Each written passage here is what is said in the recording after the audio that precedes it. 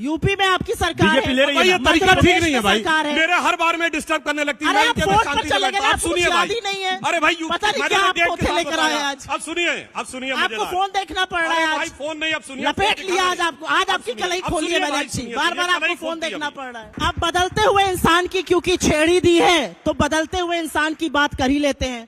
जब मैं मुख्यमंत्री रहूंगा तो मैं जीएसटी का पुरजोर विरोध करूंगा, लिख लिख के विरोध करूंगा और प्रधानमंत्री बनकर जीएसटी का आर्किटेक्ट। नमस्कार दोस्तों, मैं कृष्णा। कैसे हैं आप सब? आशा करता हूं आप सभी अच्छे होंगे, खुश होंगे जहां भी होंगे। दोस्तों, आज बहुत ही बेहतर बीजेपी के प्रवक्ता सुधांशु त्रिवेदी और कांग्रेस के प्रवक्ता जाने माने हस्ती सुप्रिया श्रीनाथ जी एक बार आमने सामने, बहुत टक्कर की बहस है। इसलिए वीडियो को आप पूरा देखें, तभी आपको समझ में आएगा। सुप्रिया श्रीनाथ जी का सीधे सीधे आरोप है बीजेपी पर कि उन्होंने गांधी जी को मरवाया है।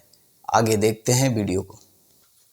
एक लाइन हमारे इस मंच में शामिल हो। देखिए सुप्रिया जी, जम्मू कश्मीर पर ही हम बात कर लेते हैं। जम्मू कश्मीर में आपका और नेशनल कॉन्फ्रेंस का गठबंधन हुआ है, सीटों का तालमेल भी हो गया। आपने पीडीपी को किस लिए छोड़ दिया, बीजेपी के लिए? आपको और आपके दर्शकों को और सुधांशु जी को मेरा नमस्कार। आपके सवाल का जवाब मैं दूंगी, लेकिन कुछ परिस्थितियों से देश और दुनिया को भी वाकिफ होना चाहिए। आपके यहां 1.5-2 घंटे तक जम्मू कश्मीर के बीजेपी के अध्यक्ष को अपने आप को कमरे में बंद करना पड़ा क्योंकि इतनी हाथापाई, नारेबाजी, खिलाफत हो रही थी, मुखालफत हो रही थी। तो वो जो है वो चलता है। अगर ये विपक्ष में हो रहा होता तो कहते सिर फुटौल, तो हम आपका सिर फुटौल के बारे में बात क्यों ना करें। आपने कहा वैली में कमजोर हैं, तो इन्होंने कहा भारत वैली में स्ट्रांग है। भारत वैली में नहीं, भारत अपने कण कण में, अपने कोने कोने में, अपने हर प्रांत में, अपने हर प्रदेश में, अपनी हर नदी में, अपने हर नहर में स्ट्रांग है। भारत को कोई कमजोर नहीं कर सकता है। लेकिन यहां पर एक बात यह जरूर पूछी जाएगी कि जिस कश्मीर में आप राग अलापते हैं, और मैं ये 2 चीजें बोलना चाहती हूं क्योंकि इस पर चर्चा होनी चाहिए। कश्मीर में अमन का बहुत राग हम सुनते हैं। क्या हुआ? 2024 का लोकसभा चुनाव हुआ, आप बारामूला से भाग गए, आप अनंतनाग राजौरी से भाग गए, आप श्रीनगर से भाग गए। आप क्यों नहीं कहीं चुनाव लड़ पाए? आप सत्तारूढ़ दल है दिल्ली में, आपको इतनी हिम्मत दिखानी चाहिए थी। आप कहते हैं शांति है, लड़ते चुनाव। यही तो लोकतंत्र है। लोकतंत्र में चुनाव लड़ना सबसे बड़ा, मुझे लगता है कि एक सत्तारूढ़ दल के लिए बड़ी बात है। क्यों नहीं लड़े आप? और एक बात मैं थोड़े दुख के साथ कहना चाहती हूं, इनकी सरकार को बने 78 दिन हुए हैं। इन 78 दिनों में जम्मू और कश्मीर में 19 आतंकी हमले हुए हैं, जहां पर हमारे 19 जाबाजों की शहादत हुई है, 56 से ज्यादा जाबाज घायल हुए हैं। लेकिन हम एक शब्द नहीं सुनते हैं। श्रद्धालुओं से भरी बस पर जम्मू में अब आतंकी हमले हो रहे हैं, हम एक शब्द नहीं सुनते हैं। ये जो पीठ ठोकने की राजनीति है, ये जो सीना ठोक कर इधर उधर की बात करने की राजनीति है, ये आंकड़ों के आगे क्यों फीकी हो जाती है? प्रधानमंत्री इस देश के, और हम सबके प्रधानमंत्री, ये बात कह के मैं अपनी बात खत्म करके आपके सवाल पर जाती हूं। इस देश के प्रधानमंत्री, हम सबके प्रधानमंत्री हैं। प्रधानमंत्री इधर उधर की खूब बातें करते हैं, ट्विटर पर ढूंढ ढूंढ के देशों को जाकर घूमते हैं, लेकिन 19 जाबाजों की शहादत पर एक श्रद्धांजलि और संवेदना का शब्द नहीं बोलते हैं। 2019 से उन्होंने आतंकी हमलों पर एक शब्द लिखना बंद कर दिया। क्या यह सही है? क्या यह जाबाजों का सम्मान है? क्या यह श्रद्धांजलि, यह कृतज्ञ राष्ट्र देगा इनको? यह मैं पूछना चाहती हूं। आपने मुझसे सवाल पूछा कि हमने पीडीपी को किसके लिए छोड़ दिया। भाई, पीडीपी ने तो इनका साथ दिया था, तब तक इनके घटक दल थे, तब तक बड़े सम्मानित थे। जैसे ही साथ छूटा, उनको किसी गैंग का हिस्सा बताने लगे, उनको अलगाववादी बताने लगे। हमारा और नेशनल कॉन्फ्रेंस का एक नेचुरल फिट बैठता था, और उस नेचुरल फिट के चलते हम चुनाव लड़ रहे हैं। पीडीपी लोकतांत्रिक चुनाव तरीके से वो भी मैदान में है, और मुझे लगता है कि अंततोगत्वा एक चुनी हुई सरकार जम्मू कश्मीर में बने, ये हम सबका लक्ष्य है। यानी भविष्य में पीडीपी कांग्रेस के साथ आना चाहे तो कांग्रेस रखेगी साथ? भविष्य वक्ता मैं नहीं हूं, भविष्य वक्ता तो सुधांशु जी हैं। ज्योतिषाचार इनको आता है, मुझे नहीं आता है। लेकिन हिंदुस्तान की राजनीति में मुझे लगता है कि हिंदुस्तान की राजनीति में जो आज इंडिया ब्लॉक या राहुल गांधी जिस मिशन को लेकर चल रहे हैं उसमें बीजेपी की गहरी शिकस्त हर राज्य में होने वाली है। आपने जम्मू कश्मीर से शुरू किया, आशा रखती हूं आप हरियाणा, महाराष्ट्र और झारखंड जी। पर भी आएंगे। मैं सुप्रिया जी आपसे पूछना चाहता हूं, राहुल गांधी जी ने कहा कि यहां पर हम नफरत के बाजार में मोहब्बत की दुकान खोलने आए हैं। लोकसभा चुनाव में तो आपका खाता ही नहीं खुला जम्मू कश्मीर में।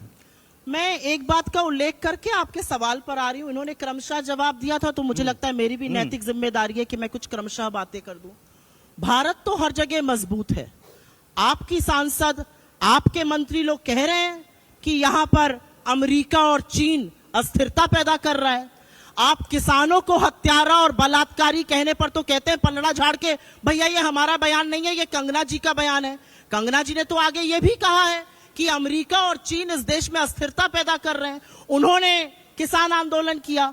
तो इतने मजबूत मोदी जी हैं, इतनी मजबूत सरकार चला रहे हैं, लेकिन यहां पर बांग्लादेश जैसे हालात अमेरिका और चीन पैदा कर रहे हैं। इस पर तो सरकार को स्पष्टीकरण देना चाहिए। मुझे लगता है ये विरोधाभास है, आपस में विरोधाभास है, इनकी राजनीति में भी विरोधाभास है। और विरोधाभास समझा देती हूं क्यों है। इन्होंने कहा हमने ऐसे बहुत सारे लोगों से गठबंधन किया जो हमारे तालमेल के नहीं थे। अरे आपने पीडीपी के साथ तब गठबंधन किया था जब उन्होंने खुलकर अपने मैनिफेस्टो में घोषणा पत्र पे लिखा था कि पाकिस्तान की करेंसी को इंडिया में यूज करने दो। उसके बाद आपने गठबंधन किया था। तो आपकी सत्ता लोलुपता और आपकी जो एक मौके की राजनीति है वो सब लोग वाकिफ हैं। आपने बात करी मोहब्बत की दुकान की। मुझे ऐसा लगता है कि एक व्यक्ति जिसने इस देश के 4,500 किलोमीटर पैदल नापे हैं, जिसने कश्मीर में पैदल चलकर एक नजीर प्रेजेंट करी कि अगर मेरी सफेद टी शर्ट लाल हो जाए मुझे फर्क नहीं पड़ता, मैं यहां चलूंगा। मुझे लगता है अगर वो मोहब्बत की बात कर रहा है, इसका साथ हम सबको देना चाहिए। और मैं इसलिए नहीं कह रही हूं क्योंकि मैं कांग्रेस की हूं या कोई ये बीजेपी के हैं। मुझे ऐसा लगता है कश्मीरी मोहब्बत की बात सीटों में तब्दील क्यों नहीं हुई?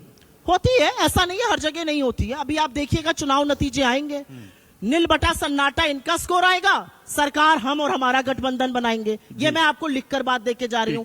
हरियाणा हम जीतेंगे, महाराष्ट्र हम जीतेंगे, झारखंड में दोबारा से हमारी सरकार हम बनाएंगे। और एक बात बस छोटी सी कहकर आप उसके बाद डिबेट को आगे ले जाइए। यहां पर सुनने को मिला कि हमारे जो गठबंधन के लोग हैं, हम सिर्फ अपना मुख्यमंत्री बनाने के लिए गठबंधन नहीं करते हैं। अरे आप तो ऐसे लोगों से गठबंधन कर लेते हैं। शाम को मोदी जी ने स्पीच देके कहा 70,000 करोड़ रुपए का घोटालेबाज है अजीत पवार। सुबह 7 बजे उनके साथ आप शपथ ग्रहण समारोह में शामिल हैं। तो आपकी बातों का, आपके कृत्यों का, आपके आदर्शों का, आपकी राजनीति का एक ही नाम है मौका परस्त राजनीति।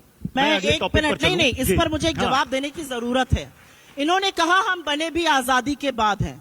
आजादी के आंदोलन के वक्त तो आप माफीनामा लिखते थे, मुखबिरी करते थे, पेंशन लेते थे, एक एक शहर में जिंदगी गुजार देते थे। आप तो भारत छोड़ो आंदोलन जो महात्मा गांधी ने शुरू किया, आपके जो सबसे आराध्य हैं श्यामा प्रसाद मुखर्जी जी, वो चिट्ठी लिखकर बोलते थे इस आंदोलन का दमन कैसे करो। तो आप कैसे भारतीयता की, राष्ट्रीयता की बात भी कर सकते हैं? आप तो वो पार्टी है जिसके सबसे आइडियोलॉजिकल फाउंटेन हेड आरएसएस ने 52 साल तक तिरंगे को अशुभ कहा और तिरंगा नहीं फहराया। और ये मैं कोई तथ्य बना तो रही नहीं हूं, ये सार्वजनिक रूप से गठित तथ्य हैं।